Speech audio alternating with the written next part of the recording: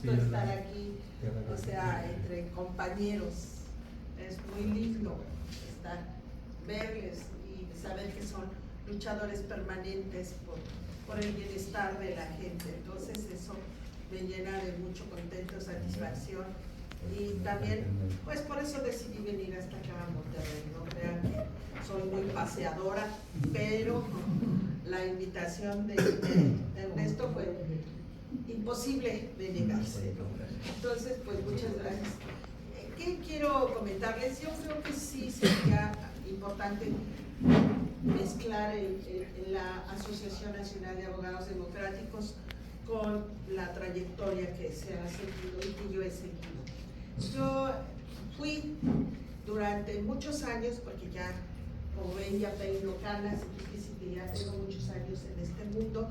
Eso me ha dado una larga experiencia profesional que voy a contarles brevemente, ¿no?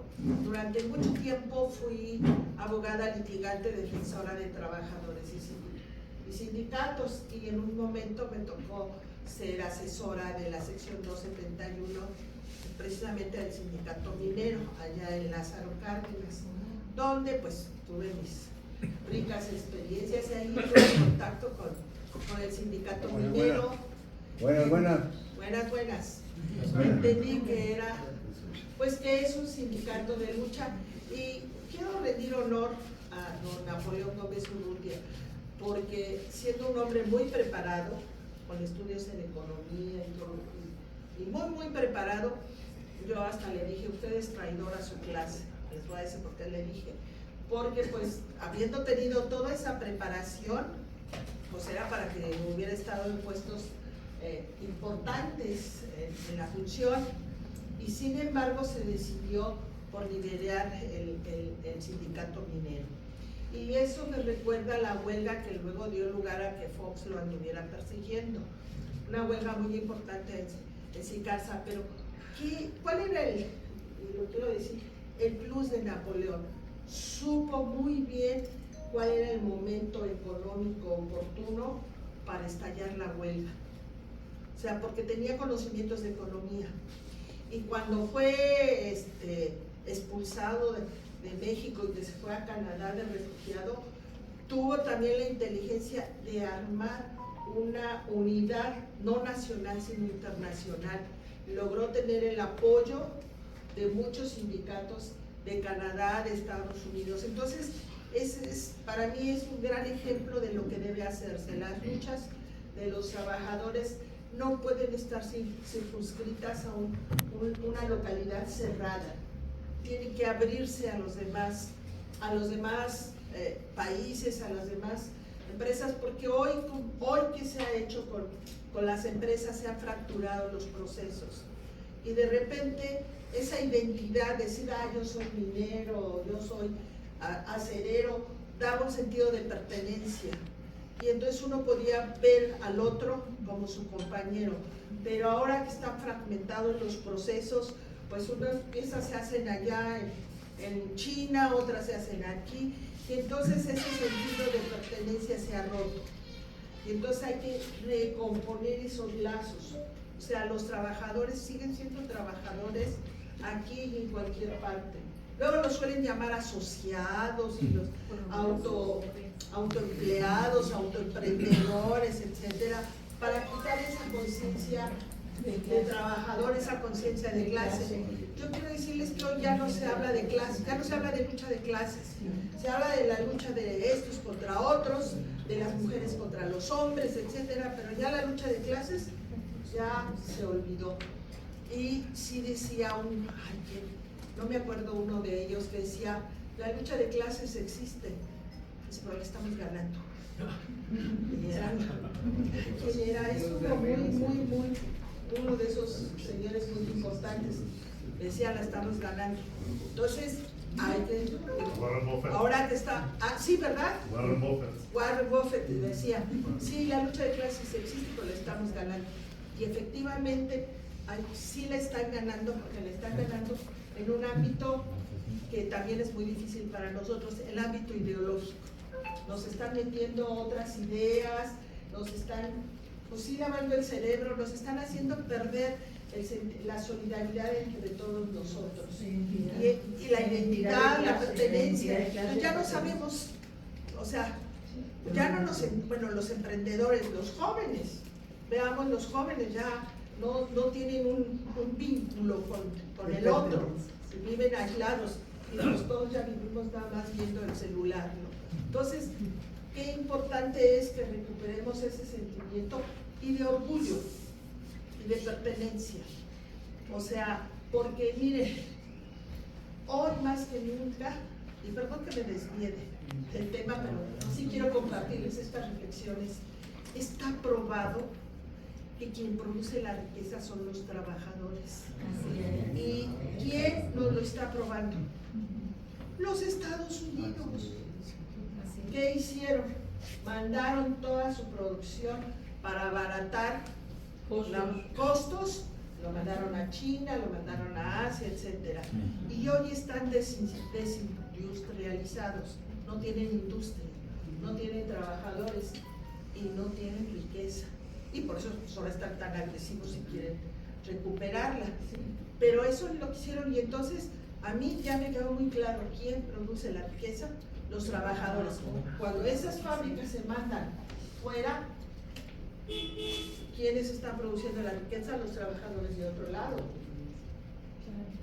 Y ya también por eso están tan agresivos, porque ya están empobrecidos, están endeudadísimos, son el país que más debe.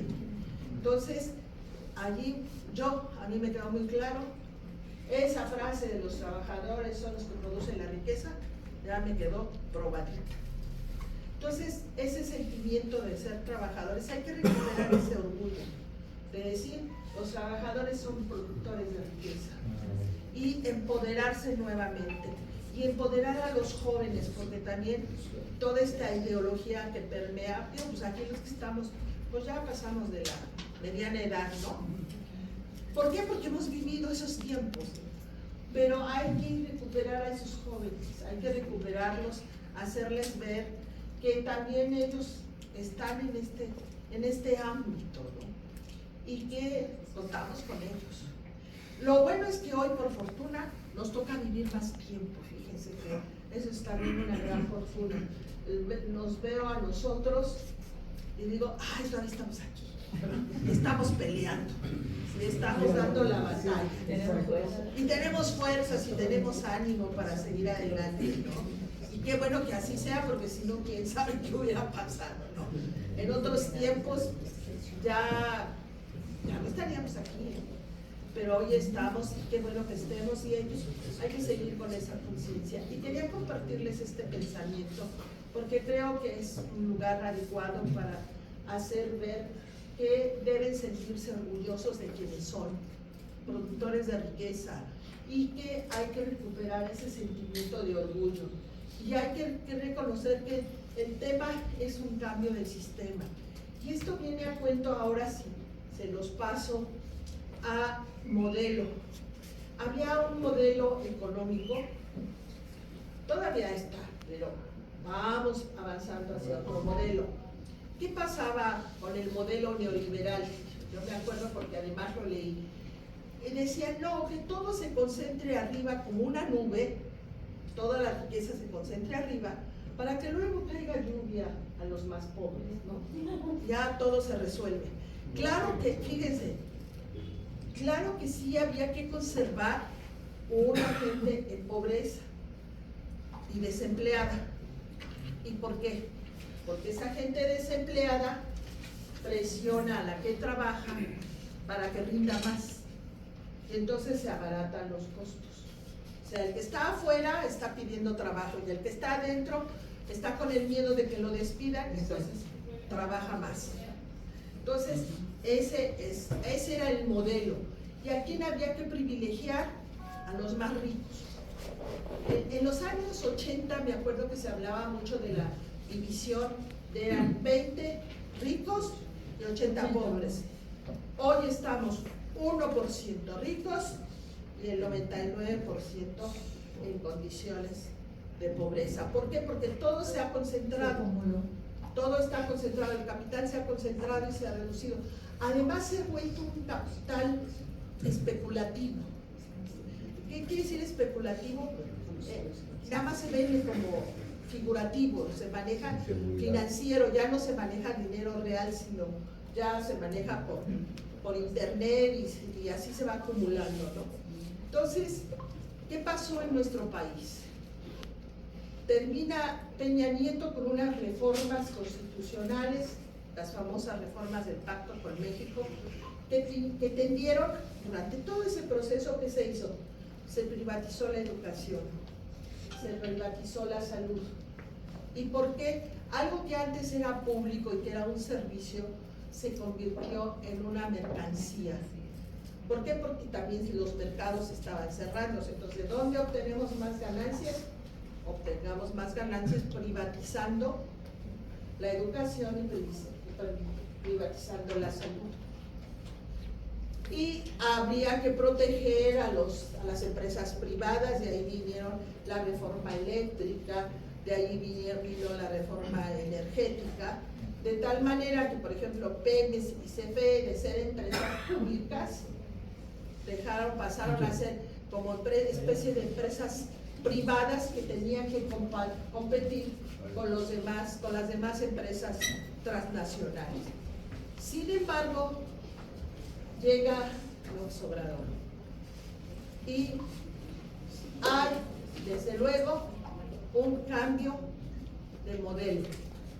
Ya vamos cambiando de ese modelo neoliberal que privilegiaba los intereses de unos cuantos a un modelo que ahora busca favorecer y redistribuir la riqueza. Entonces, ¿qué hace? El mercado interno estaba contraído. Si no hay con qué comprar, no hay que vender y no hay para producir. Entonces, cuando llega a don Andrés, queridísimo presidente, ¿qué pasa?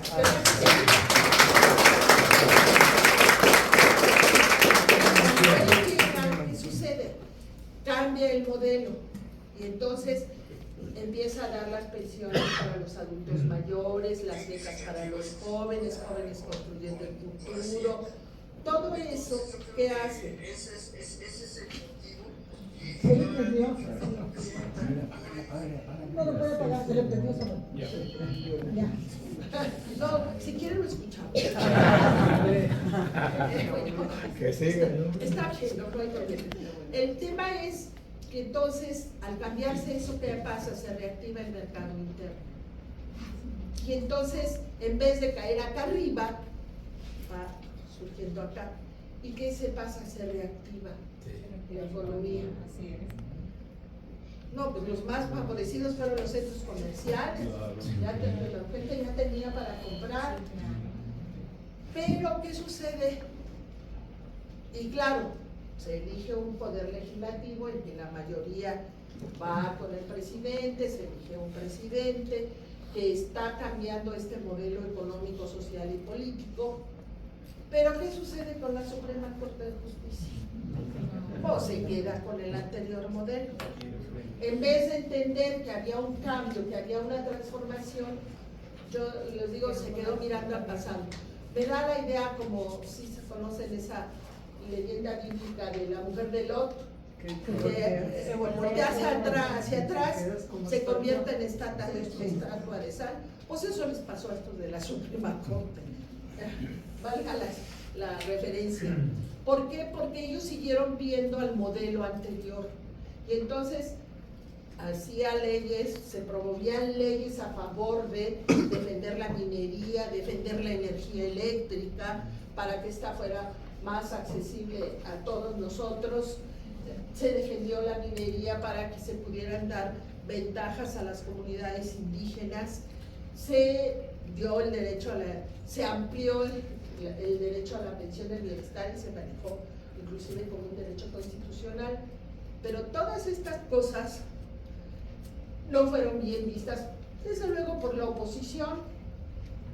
Obviamente, pues, ellos quieren seguir en el pasado, por eso don Andrés les decía conservadores, porque lo que querían era conservar el pasado, lo que ya había pasado.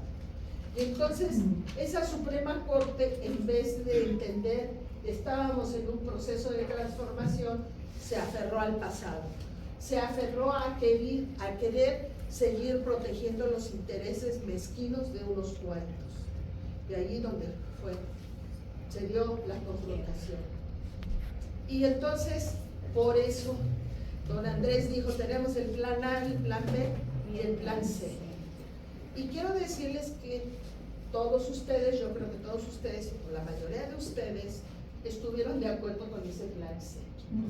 Porque, ojo, no solo se trataba de elegir al presidente, se trataba de obtener la mayoría de diputados federales y la mayoría de los senadores. Luego ahí se hizo una buena jugada, faltaba un voto y se consiguió. No, pues sí, ni modo que lo dejáramos pasar, no íbamos a poder. Y entonces con eso, ¿qué pasa ahora? Ahora se elige al poder, a los integrantes del Poder Judicial. ¿Y qué es la diferencia?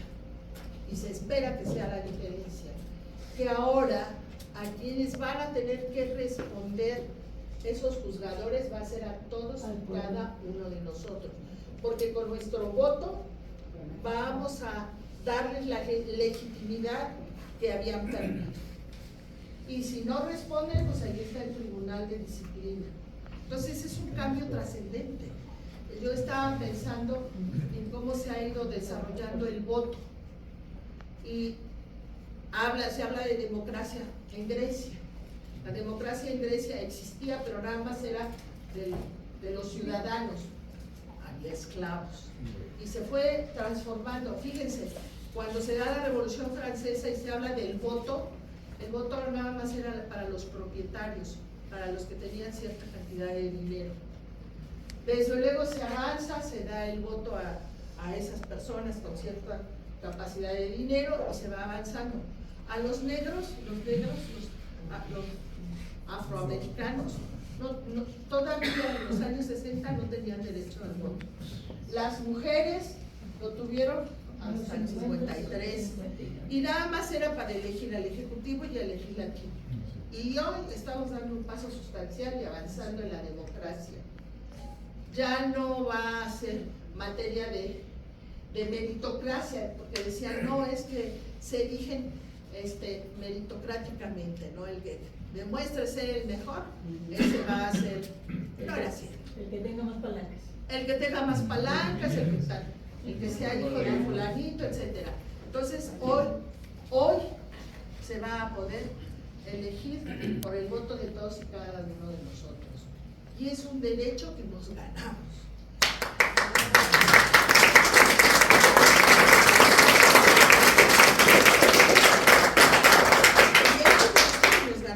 Sí, por iniciativa de don Andrés, pero por voluntad ciudadana, porque se llegó para poder, fíjense lo difícil que era, para poder lograr una reforma constitucional se necesitaba tener la mayoría, bueno, el presidente, la mayoría del Senado, la mayoría de diputados y la mayoría de las legislaturas de los estados. Sí estuvo cañón, ¿verdad? Pero se logró. Y entonces, ¿cuál es la invitación que yo vengo a hacer? Que ejerzan ese derecho, que bien ganado está.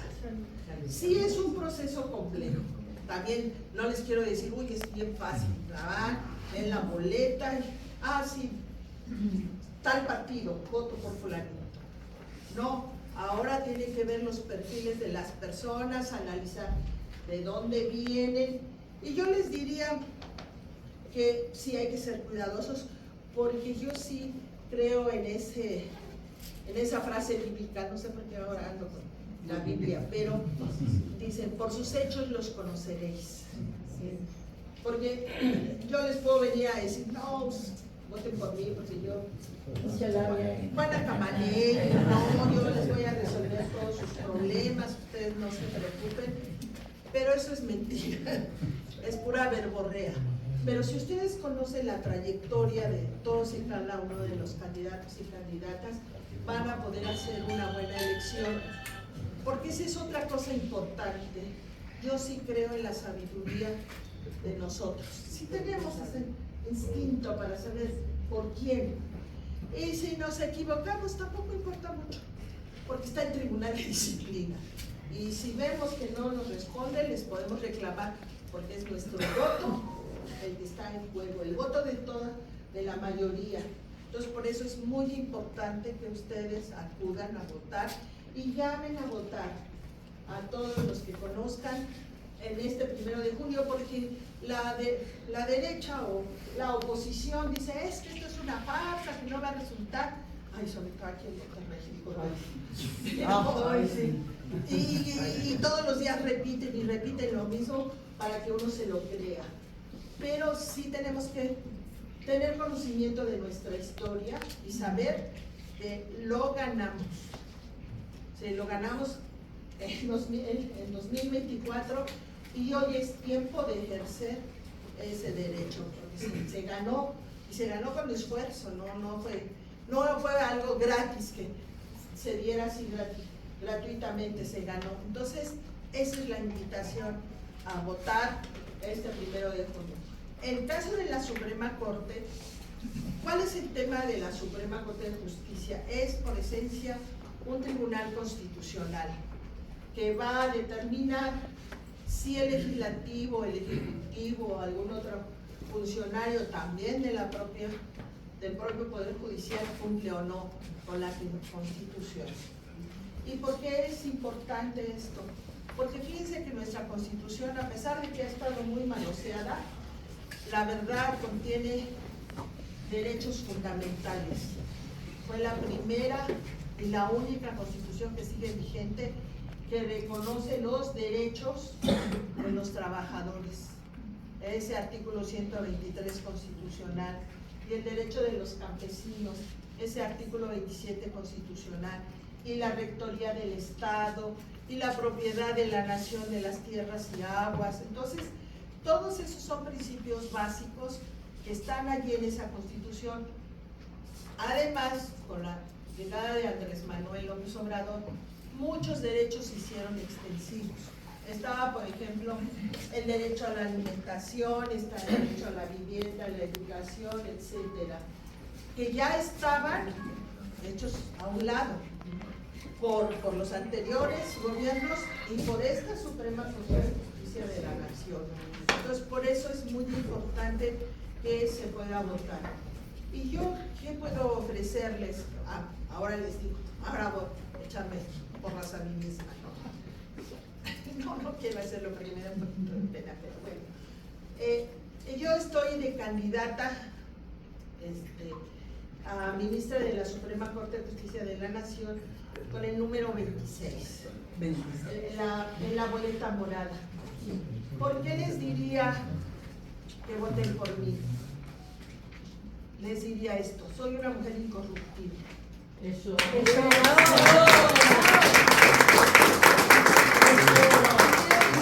lo digo yo, lo dicen los demás. A nivel internacional, además. Eso. Sí dicen que soy muy exigente. Eso. Soy muy cuidadosa.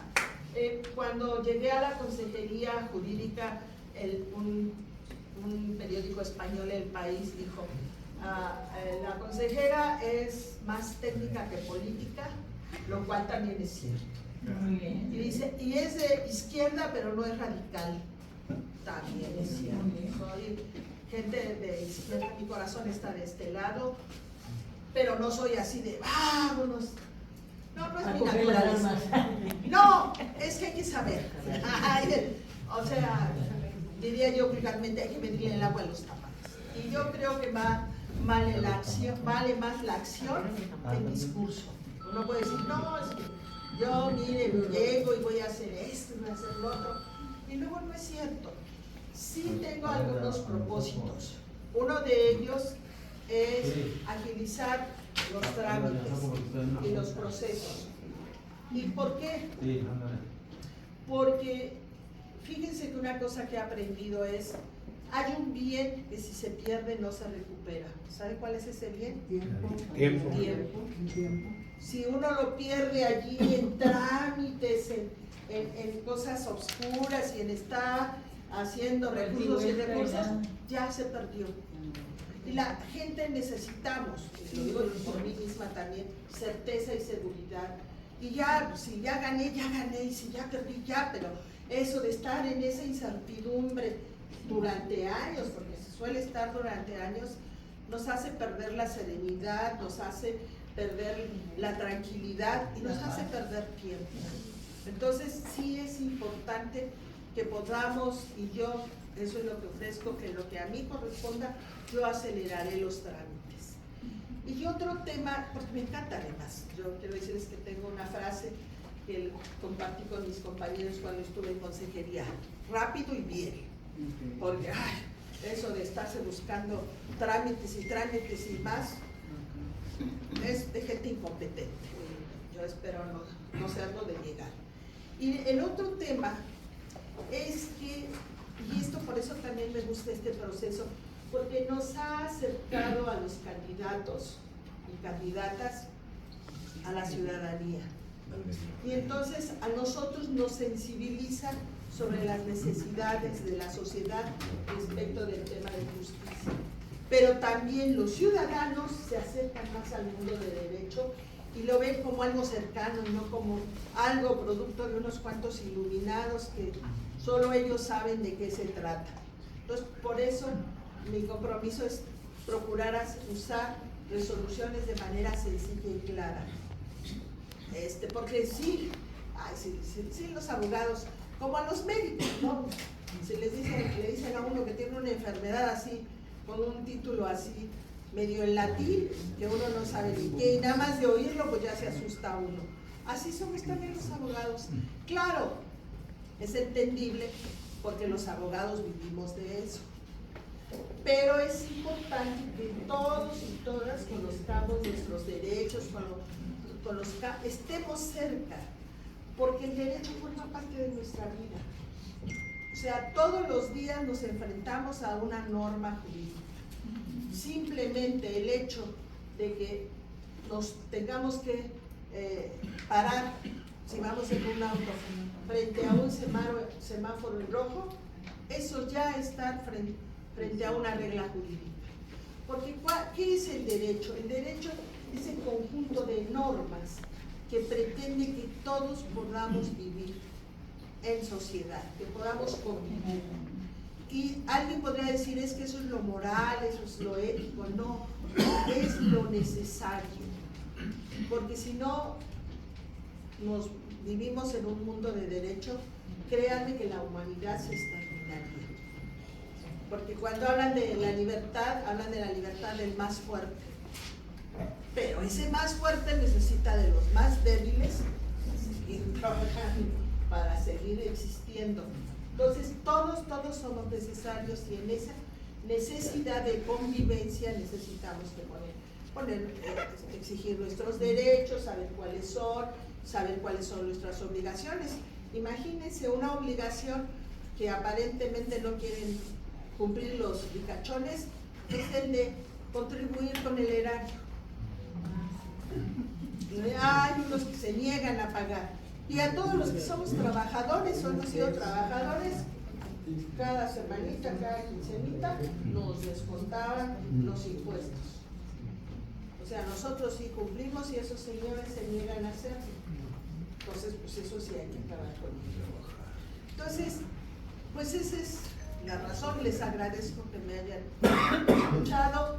Si deciden votar por mí, la número 26. Créanme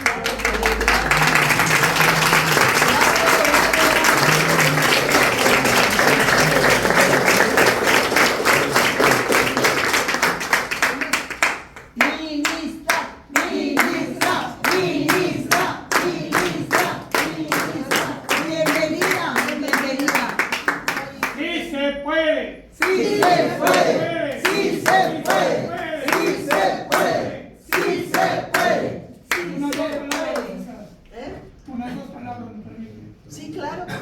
En Monterrey tenemos ejemplos muy claros. Yo quiero destacar aquí porque es una deuda histórica que tenemos con los compañeros, por ejemplo, con aquellos que han estado siempre en la academia de una manera muy destacada. Hoy es un privilegio tener a la doctora Verónica Sirio. Verónica, bravo.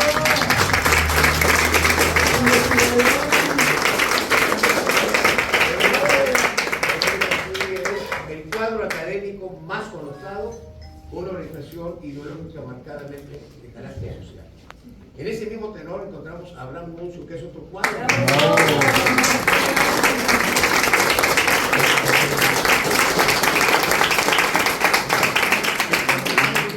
No podemos dejar de mencionar al doctor Juan Diego Sánchez, que está aquí con nosotros. Pero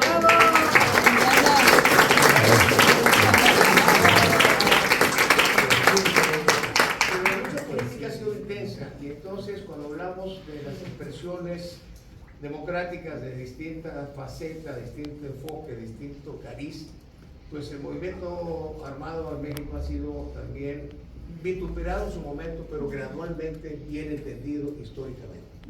Por eso también nos complace mucho que estén aquí compañeros de la talla de Héctor Escamilla Liga.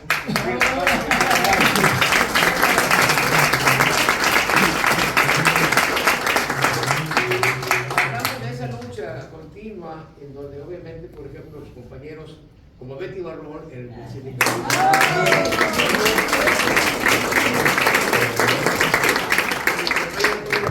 que es una baluarte dentro de la CENTE, que también está aquí con nosotros.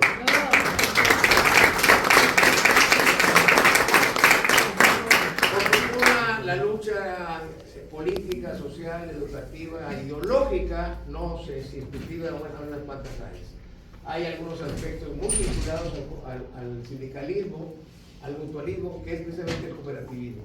Y aquí tenemos dos compañeros que son ejemplos importantes de ese impulso, que tiene una perspectiva muy humanista.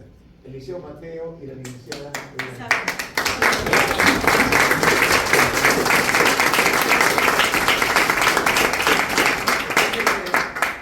Vamos a terminar también porque es interminable, pero por ejemplo aquí nos complace mucho el apoyo que ustedes nos han dado a estos quehaceres, los integrantes del Comité Estatal de la Asociación de Ciudadanos Democráticos, y en particular el Estado de Coahuila, que está aquí el compañero Salvador Ponce, que es el representante